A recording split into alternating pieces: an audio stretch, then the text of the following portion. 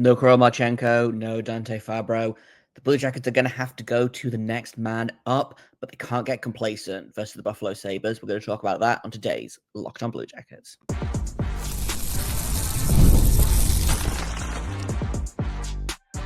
You're Locked on Blue Jackets, your daily podcast on the Columbus Blue Jackets, part of the Locked on Podcast Network, your team every day. Hello and welcome to Locked on Blue Jackets, part of the Locked on Podcast Network, your team every day. I am, as always, your host, Jeff Foster, here to give you the good, the bad, and the ugly about your favorite team and mine, the Columbus Blue Jackets. Before we get things started, I want to thank everyone for making this your first listen of the day every single day. Locked on Blue Jackets is free and available on all podcast platforms and over on YouTube. I also have to let you know this episode is brought to you by FanDuel. New customers can bet just $5, and if you win, you'll get $200 in bonus bets. Download the app or head to FanDuel.com to get started. In the grand scheme of things, tonight is not a huge game for the Blue Jackets. It's the Buffalo Sabres, who are at the very bottom of the East. And the Blue Jackets are still hanging on to that playoff spot. However, the gap continues to close. The Red Wings closed it not last night, the night before, with their win over Vancouver, I think it was. So they have now jumped into the wildcard 1 spot. Blue Jackets sitting in wildcard 2. And then Tampa Bay and Boston are both a single point behind at 58 points. Boston is active tonight against Minnesota. Then I believe the Islanders are active. Detroit is playing again. And Montreal is also playing. So, lots of movement. Oh, Tampa Bay is playing as well. Tampa Bay is playing Ottawa, who continue to sneak and gain ground in at third place in the Atlantic. So I'm not like super worried about Ottawa right now. I am worried about Tampa and Boston sneaking up on the Blue Jackets. So like you can't take this game lightly. You know, I know it's Buffalo. They're bad, but like the Blue Jackets have been in that position before, and they've showed up and beat some really good teams, you know? And I feel like the Blue Jackets, and I've said this a lot, but the Blue Jackets, I feel like, are a team that plays to the level of their opponent sometimes. And what that means is sometimes they show up really well against a very good team, and then sometimes they show up against a team like the Ducks and they're terrible, you know? So we could really do with the Blue Jackets not getting complacent, and you know, this feels like a trap game. You know, this feels like a game where you're like, yeah, this should be an easy game, and yeah, on paper it is an easy game. You know, like I said, Buffalo is 21, 26, and 5 on the season right now. The Blue Jackets have already beaten them once this season, 6-4, way back on October 17th. Sabres are on a 3-game winning streak right now, though, which is surprising to me. They're 5-0 in their last 10 games, and they have wins over Carolina, Vancouver, Boston, Nashville, and most recently New Jersey. So that could be interesting. Blue Jackets 6-3-1 in their last 10. However, we have to talk about, it's not even an elephant in the room, it's just what's happening. Kirill Marchenko has a broken jaw. He had surgery on it yesterday. Apparently had a bunch of like plates and screws inserted, which sounds horrifying, and I don't want to think about it for too long. But he is not getting his jaw wired shut, apparently, which means that the recovery time should be slightly shorter. So they're saying, you know, he could be back in as soon as a month. So like potentially that's the outdoor game. You know, that's his potential target to return for. Obviously, I don't want them to rush him back or anything, but 4 weeks is way better than the 6 to 8 weeks that we were kind of preparing for, you know? And that's a big loss. Like, that's a big loss for the Blue Jackets. He's got 3 goals in his last 5 games, has 55 points on the season, is leading the Blue Jackets in goals. He's the only 20-goal scorer on the roster right now. Dmitry Vronkov is catching up there. He's currently second in goals with 19. He stole Adam Fantilli's goal last night, or it was his goal against the Stars. They changed it yesterday. Gave it to Voronkov. Fantilli got an assist, but Voronkov now still got 19 goals, which is fun, but also poor Fantilli. Because I was really excited for him to keep his goal streak going. He's still on a point streak, if I am correct. He's on a little 3-game point streak right now, but it's beside the point. No Marchenko tonight. No Dante Fabbro tonight as well, which is another sizable loss. I would argue. Okay, stay with me here. I would argue that the Fabbro loss might be more impactful because they don't have anyone on that level to step up. And I'm not saying that Marchenko is not like head and shoulders above every other winger on this team, because that is kind of true at the minute. But I feel like replacing Marchenko with Kent Johnson, which is what's going to happen, is less like there's less of a gap between Marchenko and Kent Johnson than there is between Fabbro and like it's probably going to be Severson, which I'm not thrilled about. If it's Provorov, I'll be fine with that. I like Provorov and Werenski together. I don't like Werenski and Severson together. I don't think Severson's a top pairing defenseman. And I've liked his game a lot more recently, but that's, I think, because he's been playing fewer minutes and against weaker competition. So, like, that might just be where he is. That being said, the Dante Fabbro loss is going to be a big one. I think he's been a big part of like what has really propelled Zach Werenski to the level that he's at. Like he was good before Fabbro showed up, but when Fabbro showed up and like clicked with Werenski immediately, he really just kind of skyrocketed to success. I also don't think Zach Werenski's playing at 100% at the minute. Missed a little bit of the game against Dallas with, I think, like a hand or a wrist issue. So that we'll have to like monitor that and see what's going on, because if we lose Werenski at this point, like that might be throw in the towel time. But you can't go into this game being like, well, we're out our number one center, we're out our number one elite winger, we're out our second best defenseman. Like our top defenseman is playing injured.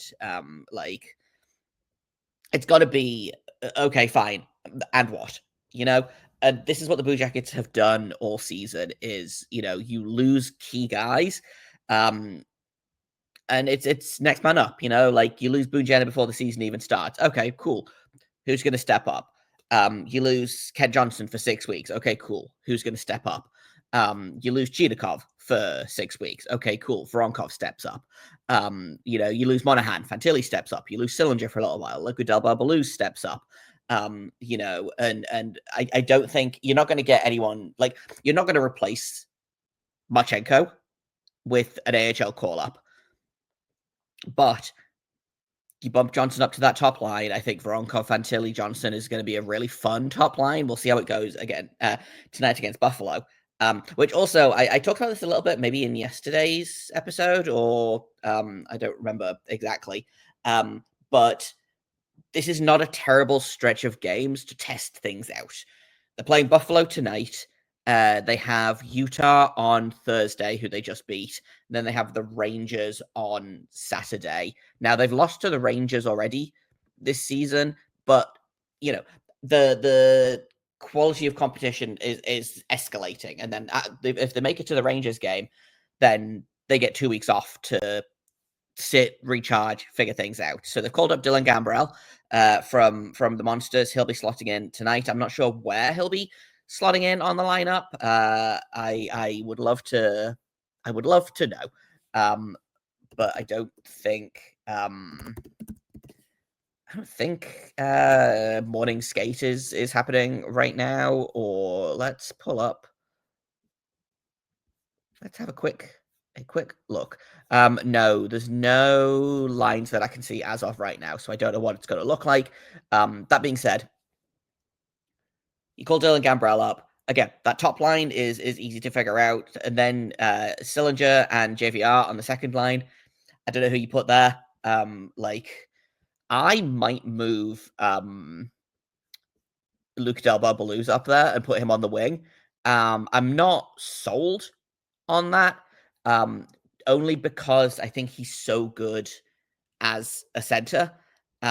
But if it's a case of, like, again, you've got these 3 games, you want to try some stuff out. If you can top load those top 2 lines, the Blue Jackets don't get a ton of depth scoring, or they aren't at the minute anyway.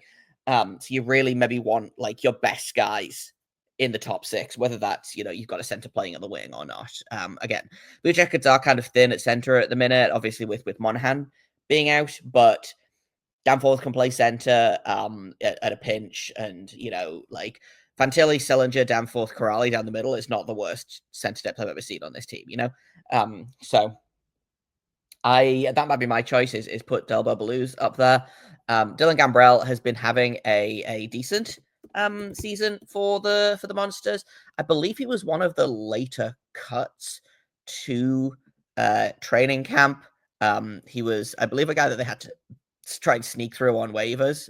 Although, like, teams don't pick players up off of waivers. Dylan Gambrell has 20 points in 31 games. He is listed as a C here, so that might be another reason. I do believe he has been playing mostly wing at the AHL level. As far as I'm aware, it's been him, Delbo Blues, and Fix Wolanski on that top line. But that might have got into it, and also it could just be that Fix Wolanski is on the West Coast at the minute. He was at the All-Star game this weekend for the AHL, and they were like, okay, well, we need someone now. So it might even be a case if you call Gambrell up for this one game and then send him down, you get Fix Wolanski back from Palm Springs, or see how it goes. If Gambrell performs well tonight, then you keep him. The Blue Jackets have a little bit of the luxury of time here. It's that, okay, they're fighting to hold on to their playoff spot. True. However, like I said, Buffalo is not the worst opponent in the world to test out a lineup. You ramp that up to Utah. If it goes well against Utah, then you ramp it up to the Rangers. If it doesn't work against Buffalo, you figure something out. Literally, all you've got to do is get to the All-Star break, and then you've got 2 weeks to figure things out. And, I don't know off the top of my head if there's going to be a trade freeze on over 4 nations. My guess is probably yes. But yeah, general expectations seem to be that any moves discussed during the 4 nations break aren't likely to be officially done until the break is over. However, there is not going to be like a roster freeze like there is over Christmas. And I believe over the All-Star break, there's usually a roster freeze as well, but I might be wrong about that. So that's interesting to me. You can, again, get to the 4 nations break. You've got 3 games to get through. 2 featuring opponents that you've already beat once this season, and then New York, who is beatable. Just get to the break and then go from there.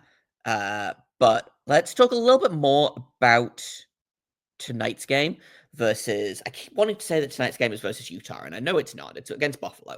Let's talk about the Sabres in just a second here at Locked On Blue Jackets. First, I want to tell you about FanDuel. Super Bowl 59 is here. 1 game, 2 teams, endless possibilities, and there's no better way to make every play more exciting than with FanDuel Sportsbook. Whether it's predicting the first touchdown, calling the MVP, or even betting on the coin toss, FanDuel makes it easy to get in on the action. With live betting all game long, you can adjust your bets as the game unfolds and feel the thrill from kickoff to the final whistle. The live betting feature lets you stay involved no matter what happens on the field, and the app is super easy to navigate. Plus, knowing that you can place a $5 bet and potentially win $200 in bonus bets if that $5 bet wins, that's the icing on the cake. Download the app and head to FanDuel.com just to get started. Bet $5, and if you win, you're going to get $200 in bonus bets. That's FanDuel.com. Bet with FanDuel, official partner of Super Bowl 59. Welcome back to Locked On Blue Jackets. Let's talk about who needs to... Okay, let's talk about the Sabres first off, because they are, again, a team that I feel like they always have a bunch of good players or promising players on them, and then it all falls apart. Again, I feel like... So I got into the NHL in 2013. And I feel like since then, the Sabres have been like, well, next year's going to be our year, or like at least since 2015, which was when they drafted Eichel. Like, I was like, I feel like every year they're like, listen, this year is going to be our year, you know? They haven't made the playoffs since I think literally before I got into into hockey. So it's been a minute. But again, every year they have these players, and these players are doing great. Like Tage Thompson has somehow turned into one of the premier like skilled big enormous players on any roster, really. Like, dude is 6'7", has 26 goals in 47 games. Like, he's leading the team in goals and points.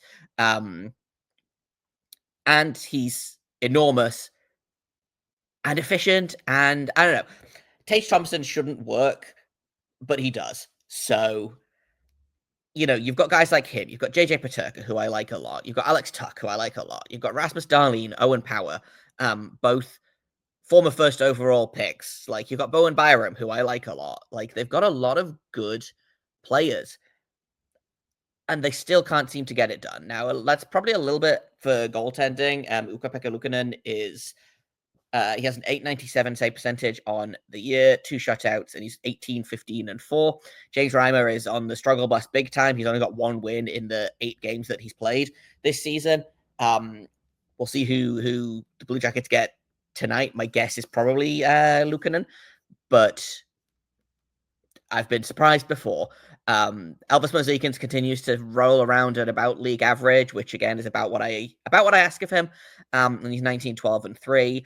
I don't know if I don't remember if I talked about this in yesterday's episode. I meant to, and then I got sidetracked talking about all the injuries. I thought Elvis was really, really good last night. And if you take away the controversial goal, 4 goals on 39 shots. Yeah, it's a below 900 save percentage, but only just.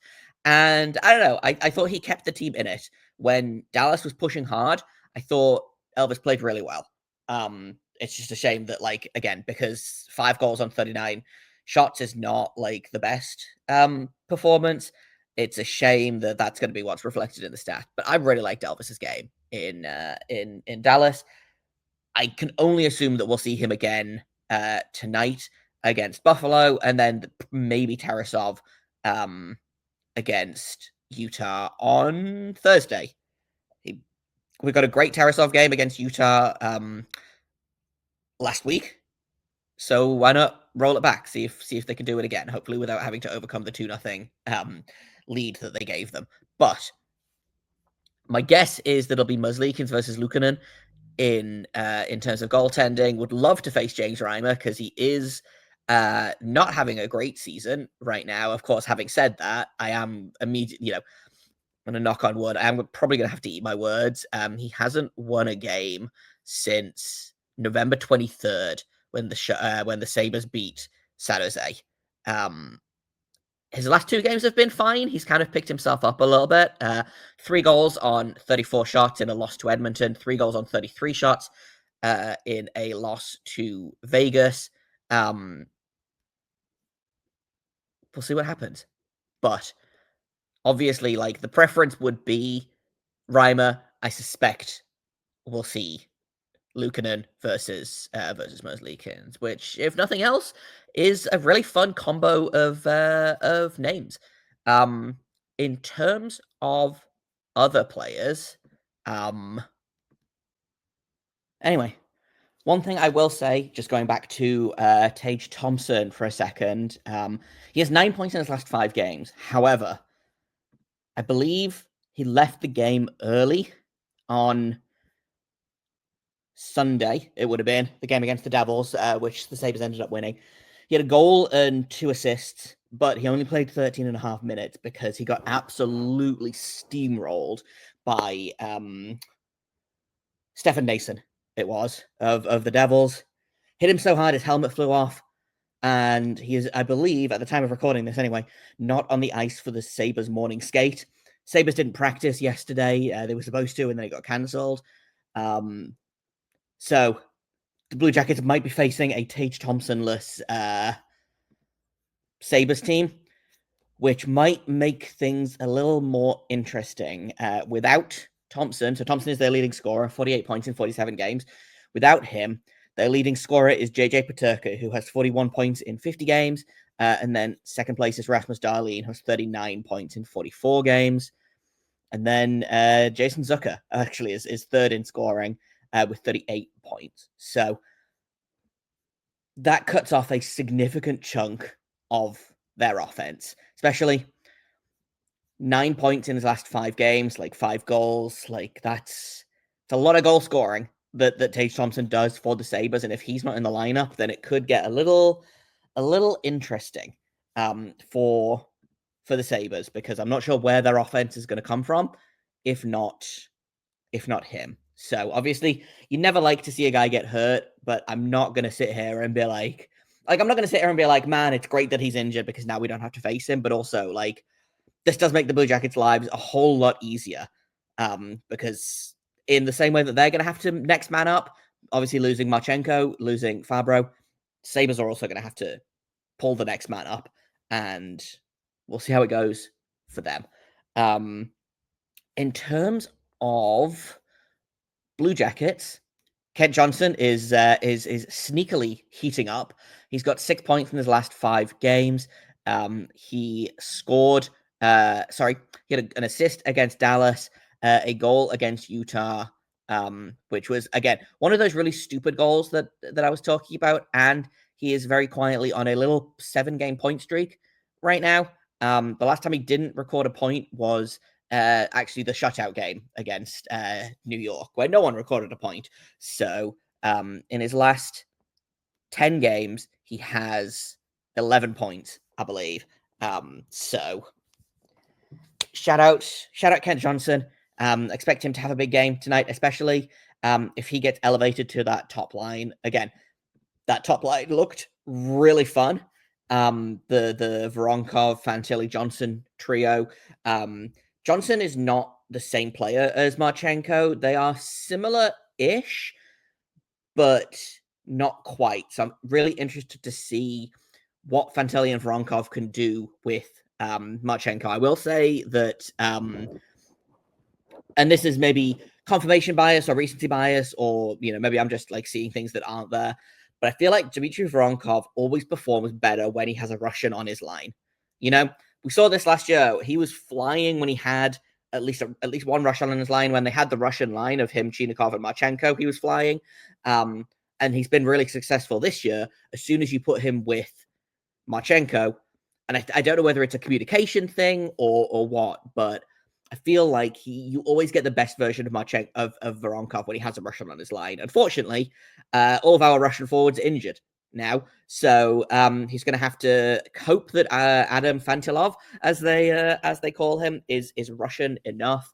So that's something I'm going to be keeping an eye on. Again, this is all kind of circumstantial. I have no real basis in like evidence for this, but I feel like Voronkov scores more points when he has a Russian on his line, and that's just one of those weird little hockey things, So that's what I'm going to be paying attention to. Again, hoping Ken Johnson has a big game. Would love to see Adam Fantilli continue to thrive as top line center. I like Fantilli and Johnson as a duo a lot, so I'm hoping that those two connect and get some fun chemistry.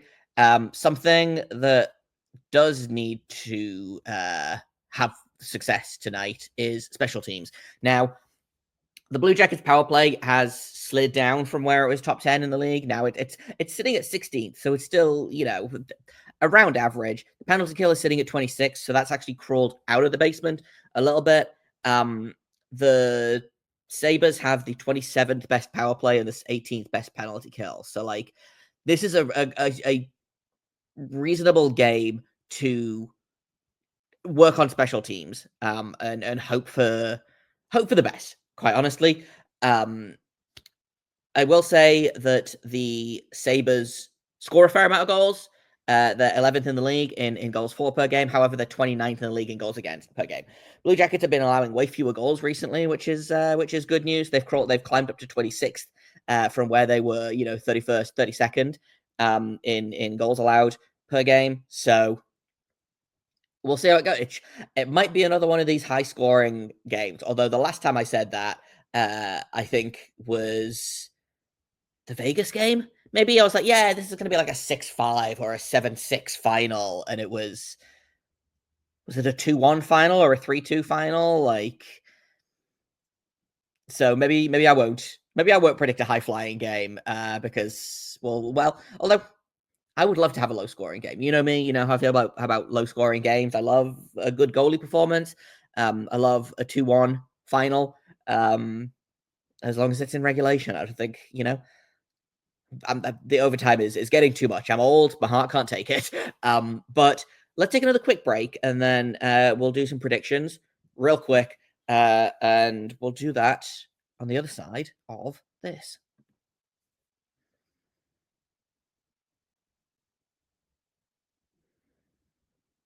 Welcome back to Locked On Blue Jackets. Let's go ahead and finish off with predictions. Now, like I said, Blue Jackets score a lot of goals. The Sabres also score a lot of goals. The Blue Jackets allow a fair amount of goals. The Sabres also allow a fair amount of goals.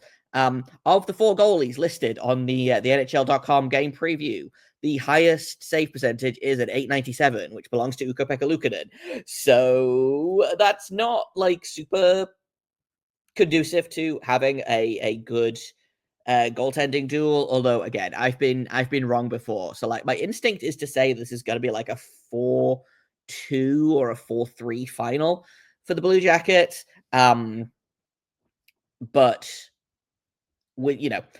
this feels like it might be one of those like 1-0, 2-1 games, and I'm not sure which way they'll go. But I don't know. Everything in me is like, yeah, my head says 4-3 and my heart says 1-0. So maybe I'll just like go straight down the middle, and let's say a 3-2 or let's say a 3-1 Blue Jackets win with an empty netter included. And let's go ahead and pencil Kent Johnson in for a goal. I think that point streak continues, and let's just see how it goes. Again, it's going to be an interesting game because I don't know what the Blue Jackets lineup is going to look like. They're going to have to shuffle some things around, which is frustrating because this is a lineup that they haven't changed for a minute here because it's been working really well. But no Marchenko, no Fabbro, next man up. Done it all year. This is a big loss. They've had bigger losses. And you can beat Buffalo. You can beat the Buffalo Sabres. Hopefully. I'm gonna knock on wood one final time. But that's it for today. That's all I've got for you. Tomorrow we'll break down tonight's game. Hopefully more of the good than the bad and the ugly, unlike the last game recap that I did. I've been Jay Foster. You can find me on Twitter at _Jacob Foster, JAKOBFORSTER. You can find the show at LO_Blue Jackets. And if you have comments, questions, criticisms, email me at lockedonbluejackets@gmail.com. Thank you for making us your first listen of the day. We're free and available on all podcast platforms and over on YouTube. I feel like I'm losing control of this outro, and I've forgotten what I've said and what I haven't said. So I'm just going to say thank you for listening once again, and until tomorrow, make sure you stay locked on.